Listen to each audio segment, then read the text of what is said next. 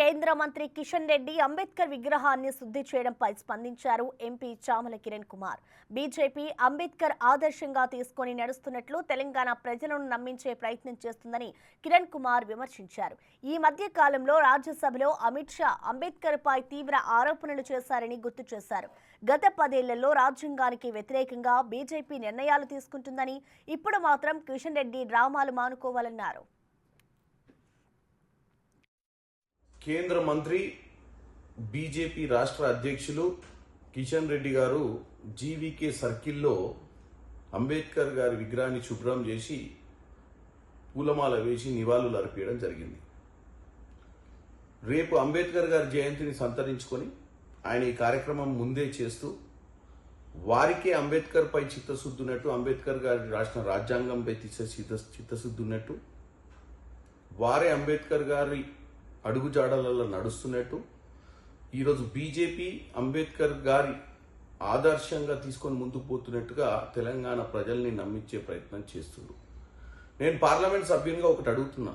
ఈ మధ్య కాలంలో రాజ్యసభలో అమిత్ షా గారు ఏదైతే తీవ్ర ఆరోపణలు చేసిండో అంబేద్కర్ గారి మీద, అంబేద్కర్ అనే పదాన్నే ఉచ్చరించొద్దని, అంబేద్కర్ బదులు ఏ భగవంతున్నో ఉచ్చరించినా, భగవంతుని ప్రార్థించినా పుణ్యం దక్కుద్దని చెప్పినటువంటి అమిత్ షా గారు ఈ రోజు వరకు దాని మీద క్షమాపణలు చెప్పలేదు. మా పార్లమెంట్లో ఒక మంత్రిగా ఉండి కిషన్ రెడ్డి గారు పార్లమెంట్లో వాళ్ళ నాయకుడు హోంశాఖ మంత్రులు మాట్లాడిన దాని గురించి ఆయన కూడా ఈరోజు రాష్ట్ర ప్రజలకు ఇంతవరకు దాని గురించి చర్చ చేయలేదు.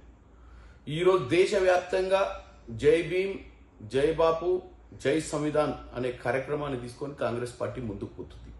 ఎవరికి సంవిధాన్ మీద, ఎవరికి కాన్స్టిట్యూషన్ మీద, ఎవరికి రాజ్యాంగం మీద పట్టుందో, ఎవరికి రాజ్యాంగాన్ని బతికించుకోవాలన్న పట్టుదల ఉందో ఈరోజు అర్థమవుతుంది. ప్రతి గ్రామంలో కూడా ఈరోజు ఈ కార్యక్రమాన్ని జై భీమ్, జై సంవిధాన్ కార్యక్రమాన్ని తీసుకొని ముందుకు పోతున్న కాంగ్రెస్ పార్టీకి మీరు ఈరోజు ఒక రోజు ముందు వచ్చి విగ్రహాన్ని శుభ్రం చేసి పూలమాల వేసి మీరు ఫోటో ఫినిషింగ్ చేసినంత మాత్రాన మీరు డాక్టర్ బాబాసాహెబ్ అంబేద్కర్ గారి ఆదర్శాలు పాటించినట్టు కాదు. ఇంకోటి, మీరు కావాలని చరిత్రను తిరగరాస్తూ కాంగ్రెస్ పార్టీ అంబేద్కర్ని ఎప్పుడు విస్మరించిందని, అంబేద్కర్ గారిని ఎప్పుడు విస్మరించిందని, అంబేద్కర్ గారిని పట్టించుకోలేదని తెలంగాణ ప్రజలకు, దేశ ప్రజలకు చెప్పే ప్రయత్నం చేస్తున్నారు. అంబేద్కర్ గారిని ఆ రోజు రాజ్యాంగంలో రాసే విధంగా చైర్మన్ చేసింది కాంగ్రెస్ పార్టీ. అట్టడుగు వర్గాలకు అన్యాయం జరుగుతుంది, అంబేద్కర్ లాంటి చదువుకున్న ఒక దళితుణ్ణి మనం ముందు పెట్టాలని ఒక ఆలోచన చేసింది కాంగ్రెస్ పార్టీ. ఆ రోజు మీరు లేరు. ఆ రోజు నెహ్రూ గారు ప్రధాని ఉండే. నెహ్రూ గారు ప్రధాని ఉన్నప్పుడే ఈ దేశంలో రాసినటువంటి రాజ్యాంగం మనం ఈ రోజు మటుకు దాన్ని మనం అందరం కూడా ఒక రాజ్యాంగాన్ని భగవద్గీతగా, ఒక రాజ్యాంగాన్ని ఖురాన్గా, ఒక రాజ్యాంగాన్ని బైబుల్గా అనుసరిస్తున్నటువంటి దీన్ని రాసిందే అంబేద్కర్ గారు. దాన్ని బుల్డోజ్ చేస్తూ ఈరోజు మీరు పార్లమెంట్లో గత 10 సంవత్సరాల నుంచి మీకు ఇష్టానుసారంగా రాజ్యాంగానికి వ్యతిరేకంగా నిర్ణయాలు తీసుకునే ప్రయత్నం చేస్తున్నారు.